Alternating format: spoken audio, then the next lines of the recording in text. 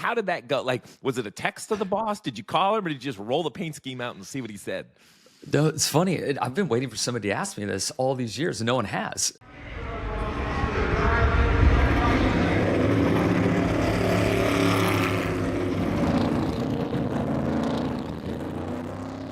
Welcome to NASCAR Inside the Race, the interview edition. That's what I call these special ads when we sit down with somebody within the industry or even outside the industry. And today it is a special guest, seven-time champ Jimmie Johnson. He was just in the Coca-Cola 600, which I was back to the track for. NASCAR on Prime kicked off. I was back in the booth with my buddy Dale Jr., had a blast with him and Adam calling the race. The race was spectacular. So my calendar is filling up. I got Prime for a chunk this summer. Then we'll jump over to our friends at Turner and TNT and then finish it up with NBC. So I got a lot going on. But I wanted to take a little bit of time and sit down with this friend of mine. I was fortunate enough to meet Jimmie Johnson all the way back when he was introduced as the driver of the 48 at Hendrick Motorsports. I've seen him dominate in the NASCAR worlds, going on to win 7 championships. I was in the booth for his 7th championship, one of my favorite races that I've ever got to call. I got to see him race in IndyCar. I sat on a pit box with him in Indianapolis where the light bulb came on that maybe he should run in the greatest spectacle in motorsports. He's now a podcaster with Marty Smith. I'm going to talk about that. He's just a spectacular father and husband. We're going to kick around his family, but more than anything, we're going to talk about what is he thinking about. He is now a team owner. He is the team owner of Legacy Motor Club. I can't wait. Let's sit down and chat with Jimmie Johnson.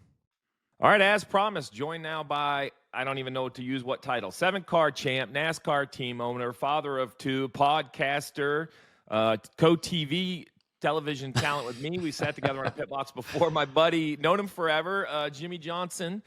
JJ, Hey, man, pal. how is it? Man, it's great to see you. Yeah, exciting. I just realized that retirement doesn't look good on me. I've continued to add things to the resume instead of slow down. There's this magic word I've learned. So in my old job as a crew chief, I didn't have to say no because I got up before the sun came up and I went to work in the dark and came home in the dark and worked all in between. Now in retirement, the magic word is no, is what I've learned. You have to just say no, which you're not saying no. You've kind of doing it all. Let's start with the current. What is the time commitment these days? Like when you look at your calendar, what has the most blocks? Is it ownership? Is that really where your time's focused? Yeah, without a doubt. The shift to control of the company at the start of the year really changed things for me. Of course, we committed to being here in London for a year. That was just very interestingly timed, or fortunately timed for us. We had the tragedy that we worked through, and the first year we spent just trying to get strong again, trying to heal. And then that led into the second year. I was a minority owner in the team, and there's really only so much that I could do at that point in time. And the opportunity came about in August of last year, and then we officially closed late January. And since then, my calendar has been nothing but team owner related stuff. And I'm enjoying it, man. I really have enjoyed this journey, and I'm slowly getting my arms around it. I'm very thankful for the 2 years I had to study Maury and to learn from Maury. And now I'm in a position where I'm still surrounding myself with incredible businessmen and know that Maury is there to always help. But making more of the decisions, calling more of the shots and trying to evolve the organization, and also trying to really build the culture that that I want Legacy Motor Club to have. Yeah, so if we're fortunate enough to have some newer NASCAR fans listening to the pod, Jimmie Johnson, 7-time champ. I know you know him from behind the wheel, but he's now the owner of Legacy Motor Club. It operates 2 full-time vehicles in every race. It was three vehicles in the Coca-Cola 600 as you made your 700th start. So I really appreciate when you jump on, because you're a guest that I don't have to do a whole lot of prep for, because we have so much time Some together. history. I don't know if you've never heard this, but every chance I get in television, I blame you for my TV job, because I said if it wasn't for Jimmie Johnson, I'd still be in the garage area winning. 700 starts. Sorry, brother. Yeah, no, hey, don't have to apologize for greatness, man. 700 starts, 83 wins, 233 top fives, 7 championships. This is the one I think I like the most, though. You are officially 59 laps short of 19,000 laps led. So there's no question what happened behind the wheel. What did all that time behind the wheel and or working around Jeff, working around Rick, what has that helped you with, or what have you carried from that to your now position as owner of a race team? Yeah, I think working in the Hendrick system, really showed me that you can. Well, I guess ultimately, I'll back up a step. We all have our own styles and personalities, and going to work for Hendrick Motorsports, that is who I aspired to be. That was kind of my foundation and DNA as an individual. And so to go into that system and work for Mr. Hendrick, to work alongside yourself and Jeff Gordon, gosh, I think back to Randy Dorton, and we can go on and on through the great names, and of course Chad Knaus. That it was just my people, and I'm so fortunate that through my professional career, I've only driven for a few owners. Even when I go back to the, excuse me, I know tape is cheap, so I'll take advantage of that. When I really think and go back to my upbringing through motorsports, I've only had a few team owners that I've worked for, and I've been able to thrive in a system and live in a system that's a lot like family. But although that element is important, and it really teaches you just how important people are in teamwork and in all the elements that come with that. The work ethic and dedication that is probably the most, I don't know, maybe not the most, but is such an integral part of Hendrick Motorsports. As you mentioned earlier, you were the first one in, last one out, sun up to sundown. I mean, that is just what happens there. So being in that system, being around it, has really shown me the way. And we're not there yet, but I am surrounding myself with people that think that same way and still want to, put morals first and then work your guts out after that. And that's the company I'm trying to build. Yeah, we could have a whole podcast about what makes great race teams or great companies. And I think you and I both agree it's the people, which is funny because I think that's the hardest thing to do, right? I think you can buy technology. I'm learning that. God, I'm learning that right now. So I guess very simply, when you look at the people, what's more comfortable, the business conversations or the competition conversations, right? Because as an owner, we would love to talk about winning races, or me specifically, right? Everybody always asks, would you ever go back into a race team? Would you ever do this? I don't think I would ever crew chief again. I would love to probably be a team president or something of that level, not for the title, but for the new challenges. Now that I've worked in 11 years on the entertainment side and TV, I think I would understand the other half of the business, right? I think I understand what it's like to throw a checkered flag or a green flag and try to win on the racetrack, but that's like the end result. It's everything else to get it there. So what's more comfortable when you step into a meeting? Is it the competition meeting with your drivers? Because I know this new car, even though you started it, is so foreign to your 700 starts. Or is it the business side of keeping the lights on, keeping the people paid? It's not necessarily more comfortable, but I've spent more time and have been drawn more to the business side, maybe because it's new. But I can also say the 2 years I spent in IndyCar, we essentially leased the car from Ganassi. I went out and found Carvana. We were able to manage and maintain that relationship. And through that journey, I was like, wow, this is more competitive and more interesting, and also an area for me to grow. And so for these first few years, I have been far more involved on the business ops side and trying to find sponsorship. And, it's not easy out there. And so that's taken a lot of my attention, but we have that shored up now.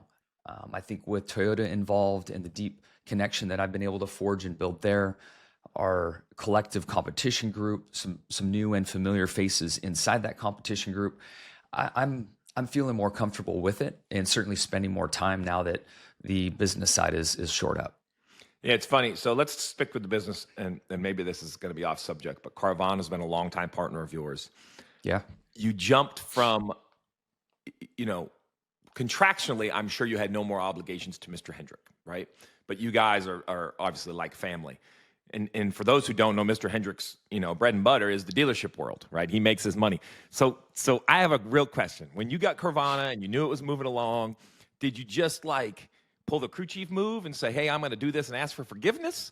Or did you ping the boss and be like, hey, this is great. So funny story. I got this great partner, and Carvana's amazing. First of all, I have no dog in the fight with any partner. Any partner that supports racing is a friend of mine. I love anyone that feels this is the place to spend their money, because it's the only place I really want to be, is at a racetrack. But how did that go? Was it a text to the boss? Did you call him, or did you just roll the paint scheme out and see what he said? No, it's funny. I've been waiting for somebody to ask me this all these years, and no one has. So this is great. I went and sat down with him, went and asked him if it was a problem. And he's like, I'm not going to hold you back. Of course, I'd rather you be in our colors. And mind you, I'm just walking away from an opportunity that he didn't want me to leave. He's like, look, you can stay in the 48. And I don't know. I was just ready to do something different and move on, as difficult as that was. So yeah, I sat with him face to face, and he's like, I'm not holding you back. So it's funny because, no one asked you, because I think most people would say, like, why would you ask him? But I ask you because I know you and I have so much respect for him. Back to what you talked about. And you said something very interesting in there, because you didn't talk about smart people or dedicated people. You said people that had the morality that you're looking for, the guiding light of people. And I think that's what is totally missed with people like Mr. Hendrick, right? Like, we both know that every once in a while we're going to get the help me understand something question, which basically means he already knows, and you're going to admit that you have messed something severely up.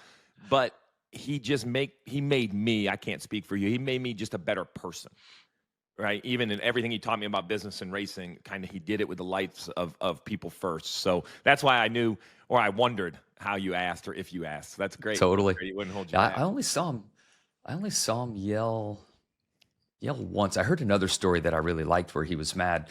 The pork chop story. Oh, yeah. I wish Shook I the was in meat the right truck off for the that pork one. chop. Yeah. Who was in the room? I thought it was at Lance McGrew. I thought Lance and Ricky I think it was. were misbehaving, and Rick came in the back of the truck and grabbed the pork chop, walking to the front to the office. And I don't know if Ricky and Lance were still going at it or what, but something happened and Rick got involved, and the meat flew off and hit Lance in the face. Well, you had the famous milk and cookies. So those who don't know, Correct. we're not going to relive it here, but my old buddy Chad and Jimmy weren't getting along. So Rick, they brought in milk and cookies, basically. If you're going to act like kids, I'm going to treat you like kids. I love two it. Mickey Mouse plates, half gallon of milk, and a bunch of cookies, and made us eat the cookies and drink the milk. And finally, we just started laughing, because Chad and I were not talking at this point. So it was a great icebreaker. Yeah, it's I kind of buried but the truth is he'll sit in the meetings, and he usually doesn't speak up a whole lot. But when something gets serious, it'll be, so just help me understand something. That's usually how he leads in. And for those who don't know, or for those who have the opportunity to work for Mr. Hendrick in the next 20 years, let me tell you, when he asks to explain something, that means he already knows the answer. So be very careful on whatever your next 3 steps are, because you're walking into something that he's very clear on where you're at. I thought of him again the other day. I was in a meeting, and I remember Rick, like right before that statement comes, or when something really profound happens, he has this like 1,000-yard stare, and he's playing with his lip. And I learned that you've got to really tread lightly when that happens. And I was like, man, I need a move right now to where it's like tread lightly. I started thinking about it, so I got to figure that out. Oh, my move was always just ask Chad a question and sit back. I'd be like, CK, you take this one. And I'd lean back and be like, you could take them. You've won more races than me. Me and Alan would look at each other and be like, Chad, you take these bullets. Just jump right in front of the group right here. Jump. So. And he likes to jump. Oh, yeah, he does. He does. You mentioned your IndyCar driving career. You took the transition. I'm going to skip right over that and come to TV. You and I, you went off to IndyCar. I was doing TV. Then we were able to work together. I had a ton of fun. It was on NBC for the Indy 500 coverage. It was a blast. I see you do everything. How much do you enjoy being in front of the camera, right? Because everything we've talked about so far, even when you were a driver, you didn't ask to be in front of the camera. You were an athlete. But now, either as a TV analyst or sometimes an owner, sometimes other roles, I see you now. You just drove Tom Brady around at the Indy 500 in the 2-seater, right? How much fun do you have being on that, I'm going to call it the talent, or the front of the camera side? Yeah, I do enjoy it. What's interesting with TV is I get so caught up in watching the live feed and still see myself as the guy sitting on the couch that I kind of lose my ability to say what I want to say in different moments. And working alongside of you and watching the professionals at NBC those years that I did the Indy 500 and such, I was just sitting there in amazement and wondering, like, how are they coming up with these lines, and yourself? And you did a great job of helping me through all that stuff. But I do understand the power of the camera, right? And we all do. And I'm in a business that we need to monetize and sell sponsorships and such on cars, and we need to relate to fans. So I really do enjoy the process. But live TV is probably one of the harder things that I've done, and I've heard that mentioned by the greats as well. It's just tough to do. I love it. It's I equate it to studying for the test. You just don't know on what subject. You kind of got to be able to. I hate that. I don't want that. Right. See, and you I know want me, to my prep. ADD, like that's right up my alley. Like the more chaotic, the better for me. Chad and I, that's where Chad and I are just so different. Back to personalities. You know, he's very organized. You work with Cliff Daniels, I could go through the list. I'm very much the opposite. I like a certain amount of chaos around me. That's kind of where I succeed. This Well, now all you're a makes sense, pal. Yeah, yeah. Listen, I love Totally. it's great. More chaotic, the better. Never settle. So it's funny. I saw this. I had no idea it was coming out, and I saw the podcast now with you and Marty Smith get announced. Never Settle is also the name of Marty's book. Correct. And it's Marty's one of those guys that I wish I hung around more. I only ever see him either in the Charlotte airport or the local grocery store. Those are the two locations that him and I pass. It's like the necessities in life. Travel and food is the only time he slows down enough. I'd like to blame it on me, but it's him. The guy's everywhere. So, Everywhere. I mean, just how did we end up here? How do we end up on a podcast with our buddy Marty? Yeah, Marty and I did something years ago. It was called Jimmie Johnson's Not What You Expected. And it was kind of early days of podcasts and all that stuff. And we had a great time. It just, where I was in life and Marty was changing careers, we kind of moved on and it slowed down. But we both have felt that there's an opportunity for us. And we both love working together. So we just kicked the idea around and thought about maybe just starting a podcast on a YouTube channel and seeing where it goes. And then I remembered the friends and connections at SiriusXM, and we've landed on that platform and have had a great time trying to build out our show.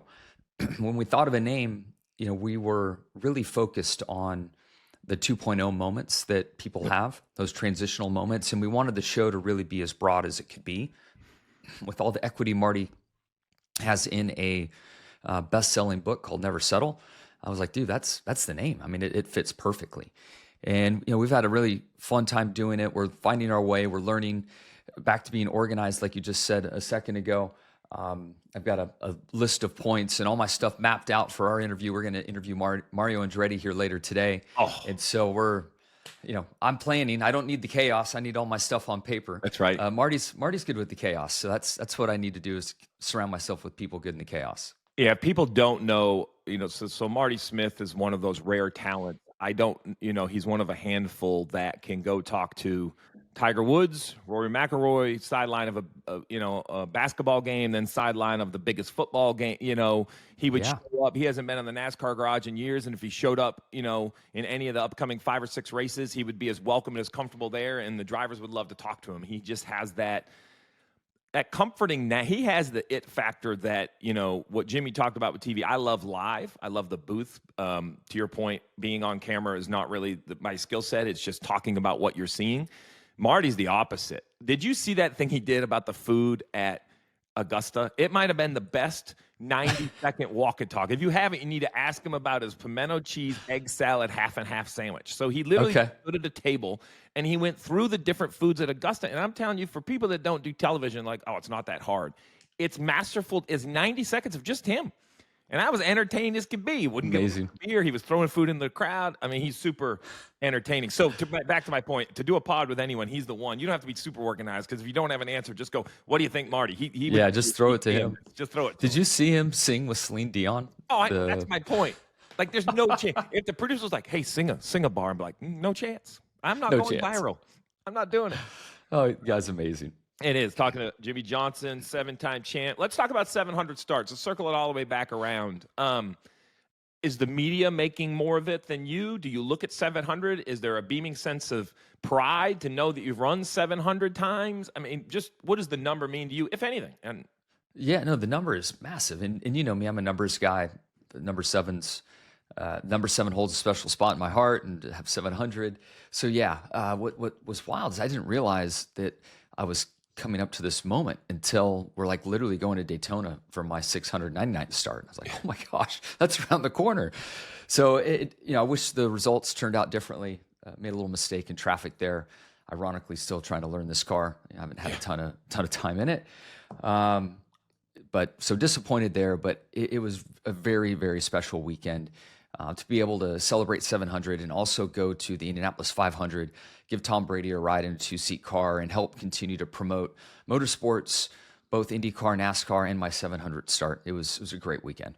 Well, I can't let you off the hook then without asking you about Kyle Larson running the double, second year in a row. We know it didn't go Yeah, well. I was very vocal that anybody who wants to point out the results is missing the point for me. I can't speak to everybody I else, but agree. for me, anytime a star, it's like when you went to IndyCar, anytime somebody who has, you know, that level of sports resume, for them to take a risk to do something new, anybody who wants to judge it by performance is missing the whole point. I think that Kyle Larson opens the eyes to, hey guys, we can do whatever we want in the world. So I love that he did it. You've run in both races. I'd love to hear your thoughts on the double. Yeah, I love that he's doing it, and I hope that he sticks with it. The uptick for motorsports worldwide is measurable. Like when people do the double, it matters. And Kyle's a guy that can drive anything, as we know. You look at how he did last year. This year, sure. I mean, racing's racing. It's not always going to be easy. The big races require bigger moments, and there's a lot more going on. And I mean, the guy just takes it in stride, and goes through both events. Sure, he wishes he had different results, but I really hope it doesn't dissuade him from racing in those again. And the loudest people in this argument are either not fans of his or really don't appreciate the level of sportsmanship or sportsman that's in this to try to pull this off. I mean, the cars are so freaking different. I mean, so different. And his time, schedule, pressure, managing it all, he's a special talent. It's tough for the ones who don't know. Indy 500 used to start at noon. It's now at 1 o'clock. And it's all for the right reasons, right? There's 300,000 people in there. I understand moving an hour later allows them to shift. The 600 is actually earlier as well. Both races have become closer to one another and makes it hard. The other thing I'll say is Tony Stewart's the only driver to run 1,100 miles. I was in the garage at the time. No chance I gave him the respect or I guess the accolades he deserved when he did it. I think as a competitor, you can't look at somebody doing something great. It instantly kind of kneecaps you. You have to race against them. But so hats off to Tony Stewart, who's over there winning in the NHRA right now. Right. I mean, no big surprise. He's still winning. Yeah. All right, and man. Still vocal. He's said plenty here in the last couple of weeks. I love it. He makes my job great because I just never know what month I'm going to go to work and be like, so Tony Stewart said, and I'm like, oh, what does Smoke have to say? All right, man. Well, it's public, so I'll say it. 50 around the corner. Any chance we get a 50-year-old race car driver on the double? Can I talk you in the double? I'll fly with you. I'll strategize both races. I mean, listen, it would be a fun time. You saw that light bulb, turn on did. for me when the cars went by the first time. We were doing TV together, and I think before you asked me, you're like, I know something's going to happen here, and I'm going to wait until they go by, and then I'm going to ask you a question. And they went by, and you're like, so you're going to do it or not? You coming back or not? And I'm like, I'm freaking coming back. And there I was in 22 inside the car. So for those listening, so Jimmie and I obviously have known each other for years. Matter of fact, I didn't have to plan for this interview. I actually had to filter it more than plan. I had to be like, all right, what exactly conversations are we going to have? So I knew that Jimmie, as wonderful it was that he was on the pit box for NBC, I'm like, man, he isn't here hanging out. There's something else going on. He had run a few road courses. He had been an IndyCar driver. And I did. I told myself, I'm like, I had been there the year before. First time they make that big arc into turn one and go by at 230 plus, it's either going to be an instant no thank you or an instant I can't wait. And obviously the light was clear because then you ended up running the Indy 500. Yeah. So no double though. You're done. You're done. No. To loop it back to that, I had a couple very quality opportunities this year that I declined. Yeah. Just in a different place in life, and I can't. It's wild, but the enthusiasm and excitement I have to help build Legacy Motor Club, I love all the things that we want to accomplish. I mean, it's even hard to be in the Cup car on Sundays. Yeah. The magic happens when the race is going on and you have your partners there in your hospitality and in your suite, and you can converse, and you're either trying to retain a partner or bring a new one on, and they're there for the show. They want to see it. If your cars are running good, you want to be there in the suite, rubbing elbows, saying, hey, how about an extension, or how about we send a contract over Monday. Yeah. And I'm realizing, those moments are much more important for me now. It does not mean that I'm done driving. I still think that there's a play for me to run for a couple more years. But I realize being in the suite, being out of the car is really the place I need to be. Flip it for me. We keep talking about NASCAR guys running the double. I always assumed it was not an IndyCar opportunity because the cars were, I think they were more different than they are now. They're still obviously very different, and it would be a hard transition. Maybe it's a hard play because it's their biggest race of the year, and it would be hard to sell to your owner as a full-time driver that you're going to have this other distraction to run the NASCAR race. But what are your thoughts? Would we ever have like a Scotty Mack, or like there's some guys over there that I think with a little bit of time and energy and practice could compete? I don't know how good they would run, but I think they would compete at the Cup level. Yeah. Would we ever see maybe an IndyCar guy come to the NASCAR world for the double? I would love it. And I don't know why it couldn't happen, to be honest with you. One thing that popped up my mind is just how little testing time we have and seat time. And so if I'm one of those drivers, an IndyCar driver, I can't test. I think you can come have like a rookie orientation test, and it's in a NASCAR vehicle, not even a team vehicle. Yep. So that's a big hurdle. And when you look at a NASCAR driver going to the 500, you have rookie orientation. You have 2 weeks of on-track activity to find your way. If they could balance that out somehow, I think those guys would come. Legacy Motor Club has 2 entries most of the time. Surely Jimmie would throw a third car on the track, right? You get the right guy with the right partner. It'd be a fun story to be a part of. We can always run an uncharted car. Sign me up. See, there you go. So I get all kinds of people in interviews signed up for stuff they don't want. That's why Dale, he's like, hey, man, don't get me committed to anything when we're up here in the booth, because I'll be throwing around commitments for Dale all the time. So I'm going to spin it all the way forward. Something I don't think people talk about enough, and I'm guilty, because as a television, I had to have this conversation with a couple drivers who had said, hey, man, you didn't know I was dealing with this off the track or this off the track. And I said, I really appreciate that. I'm going to hold that in confidence, and I'm going to appreciate it. Are you okay? I'm going to just say, here's some off the track stuff. And the person agreed. And the reason I'm long-winded way of saying, when I'm in the booth, I judge race car drivers as professional athletes, and it's unfair, and there's not a lot of empathy, because that's sports. People like it's not real world, man. It's sports. Now it is their real world, but Jim, you know what I mean. Like this isn't the news absolutely. we are having, and I judge them to a higher level as I expect.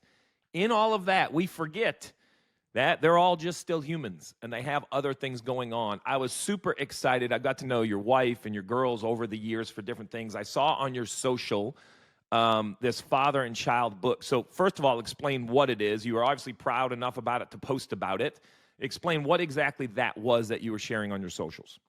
Yeah, Claiborne has a very successful book called Mother and Child that came out.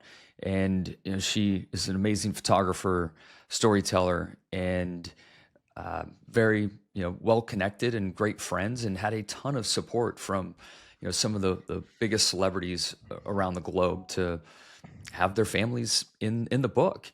And my wife Shani knows of the book and saw it, and then through her world in the art space and photo space, knew that there was a father and child book coming out. And so we threw our name in the hat, and thankfully she obliged. And the photos are maybe a year old, but nonetheless just amazing, beautiful photos at the barn in North Carolina that our girls ride at. The only reason I mentioned the timing is because I can't believe, now that the book's out and I see the photos, just how much our girls have grown in that short period of time. I mean, they look so different now, but as parents know, they're just growing. It's what they do. Yeah, I have my youngest has gone to college, so it's a scary time. Those little kids you remember used to seeing getting carried on and off airplanes, they're both off into the university world at this point.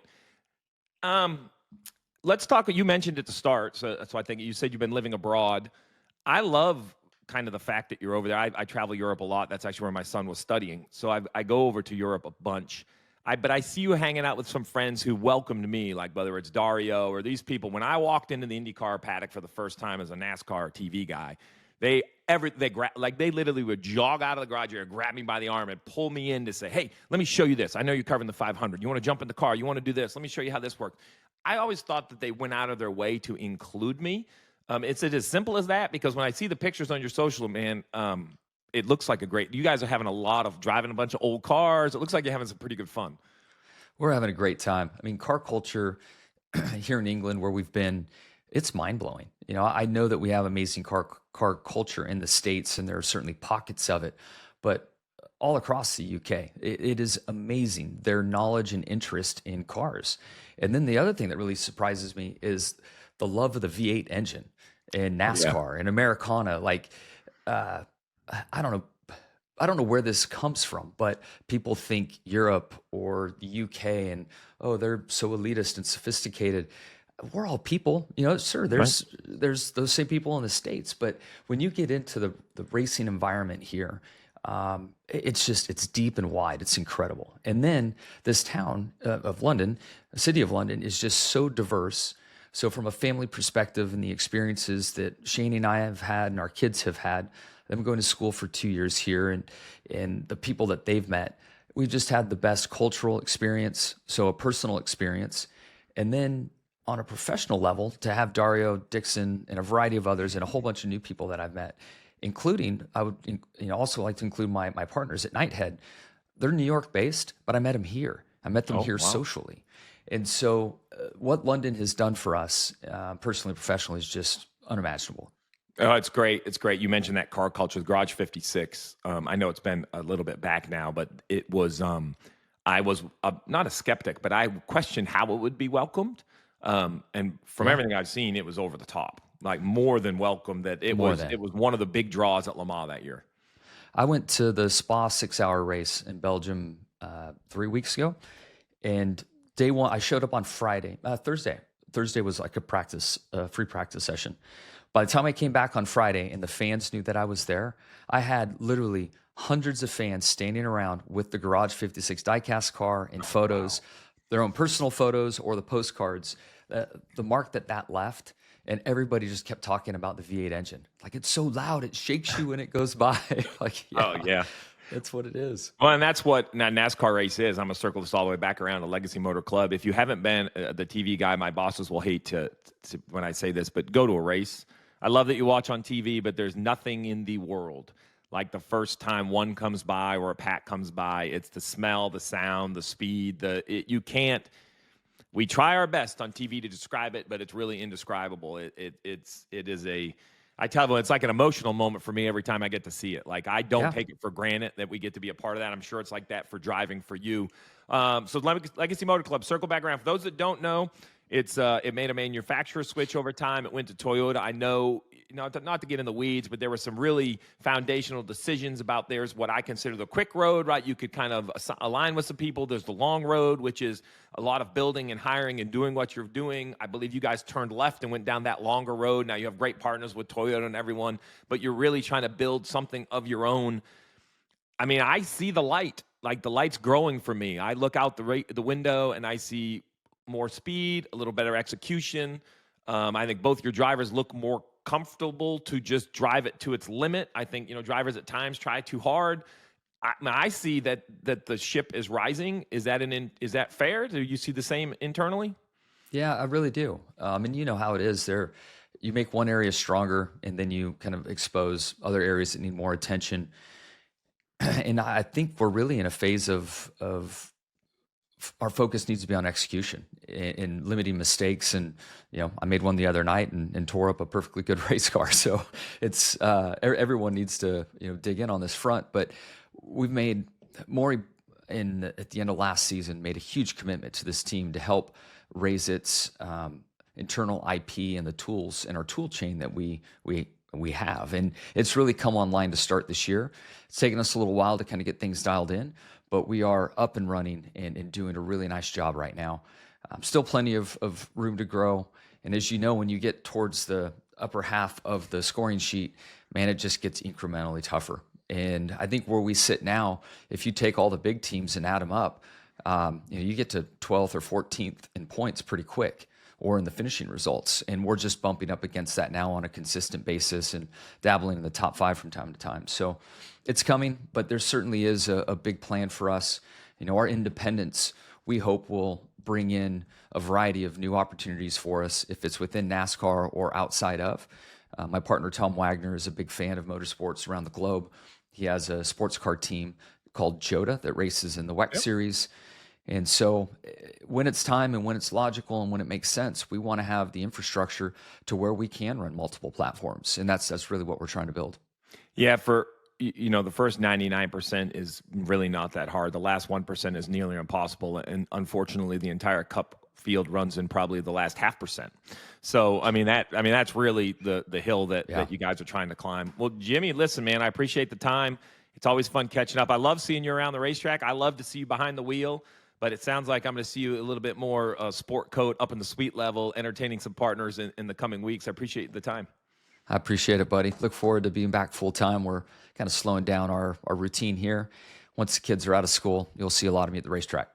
So much to unpack, but the one thing that is clear to me is that's the same Jimmie Johnson I met over 20 years ago. I think that's what I love chatting with Jimmie about, right, listen, he just drove Tom Brady in a 2-seater around the Indianapolis Motor Speedway, right? He is a global superstar talent, but we could chat about anything, and I feel as comfortable now chatting with him as perhaps. The only real difference is if we go to the bar now, Jimmie's picking up the tab. That's going to be the rule in our thing. I was fascinated to hear about the podcast. I love Marty Smith, and I think him and Jimmie are great friends, so I think that gives the fan an opportunity. You guys that are listening, an opportunity, I would go check it out, the Never Settle podcast with Jimmie Johnson and Marty Smith. And then, look, if you're looking for a new team to cheer on Legacy Motor Club. I think Jimmie's doing big things. I know he's committed, and I appreciate him taking the time today to talk with us here on NASCAR Inside the Race. So, as always, my summer's heating up. NASCAR on Prime is here. We got some more races over the summer, then jumping over to Turner TNT, and then we're going to jump into the playoffs, NBC, and crown a champion at Phoenix. As always, I appreciate you either watching on YouTube or listening on a podcast, wherever you get your podcasts. Remember to rate, review, and subscribe. I'm your host, Steve Letarte. This has been another NASCAR Inside the Race.